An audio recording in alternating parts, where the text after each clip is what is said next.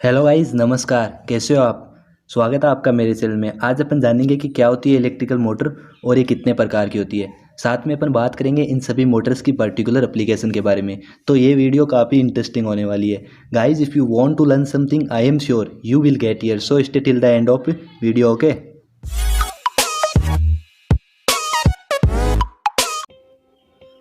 सबसे पहले अपन बात करेंगे कि क्या होती है इलेक्ट्रिकल मोटर। ठीक है, इलेक्ट्रिकल मोटर जो है वो एक इलेक्ट्रोमैकेनिकल मशीन होती है जो क्या करती है, इलेक्ट्रिकल एनर्जी को मैकेनिकल एनर्जी में कन्वर्ट करती है।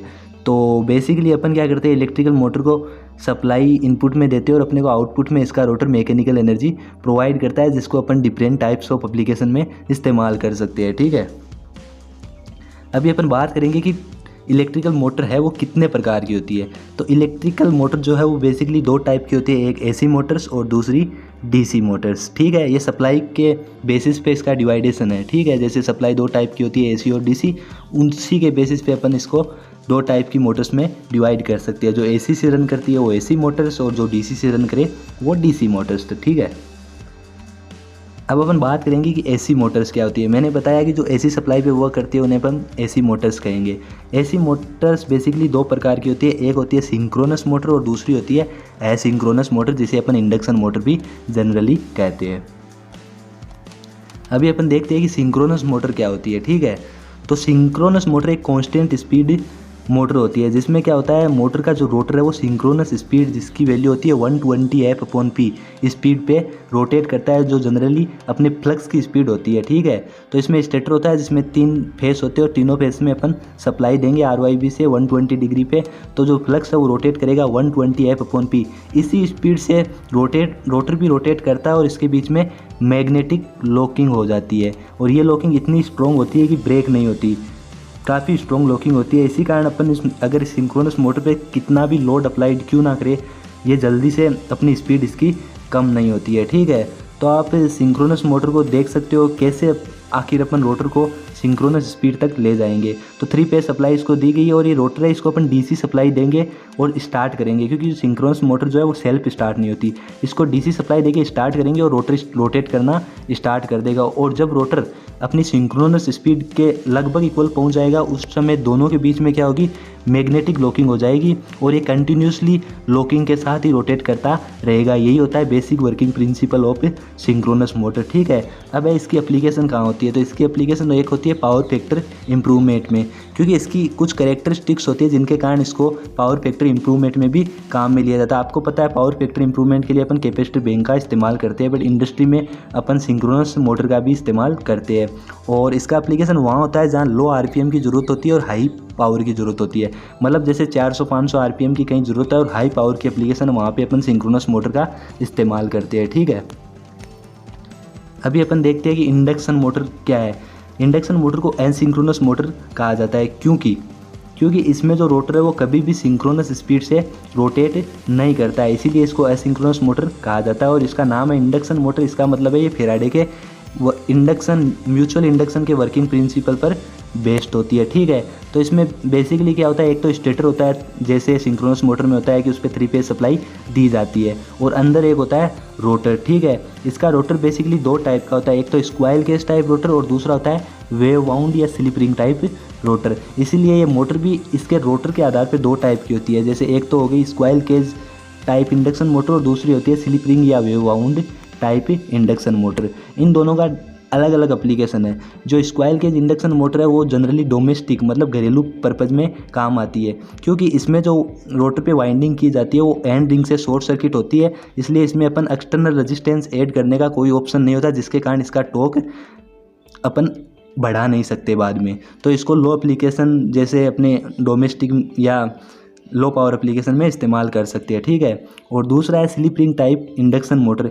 इसमें क्या होता है कि जो रोटर है वो स्लिप रिंग या वेव वाउंड टाइप का होता है। इसकी जो एंड रिंग है उनसे 3 टर्मिनल अपन बाहर निकालते हैं स्लिप रिंग से, और उनमें एक ऑप्शन होता है कि अपन एक्सटर्नल रियोस्टेट के थ्रू रेजिस्टेंस ऐड कर सकते हैं। एक्सटर्नल रेजिस्टेंस ऐड करने से क्या होगा कि इसका एक फॉर्मूला होता है टॉर्क का, जो टॉर्क है वो रेजिस्टेंस के क्या होता है, प्रोपोर्शनल होता है, जिसके कारण होगा क्या होगा, जब अपन रेजिस्टेंस को इंक्रीज़ करेंगे तो क्या होगा, मोटर का टॉर्क भी क्या होगा, इंक्रीज होगा, और टॉर्क इंक्रीज होगा तो मतलब अपन इसके टॉर्क को बढ़ा भी सकते हैं। तो इस प्रकार की जो मोटर्स है, जो स्लिप रिंग टाइप या वेव वाउंड टाइप की मोटर है, वो जनरली इंडस्ट्री में और हाई पावर एप्लीकेशन में इस्तेमाल की जाती है। ठीक है,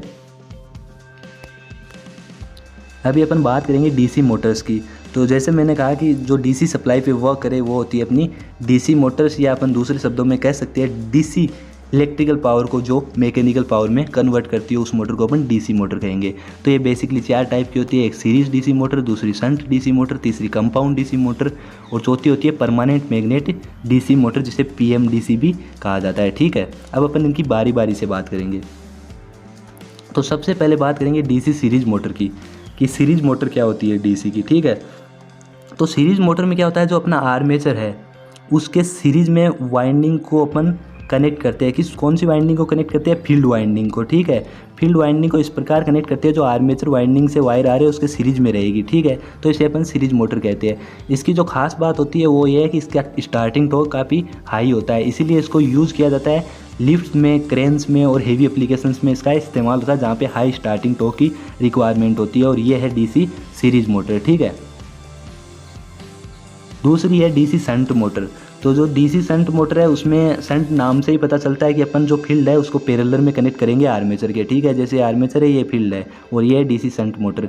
इसका जो टॉर्क है वो भी कांस्टेंट होता है और इसकी स्पीड है कांस्टेंट नहीं होता, बट लगभग कांस्टेंट होता है, और इसकी स्पीड भी लगभग कांस्टेंट होती है। तो इसकी एप्लीकेशन वहाँ की जाएगी जहाँ पे अपने को कांस्टेंट स्पीड और कांस्टेंट टॉर्क की रिक्वायरमेंट होती है। ठीक है, अभी अपन देखते हैं डीसी कंपाउंड मोटर को।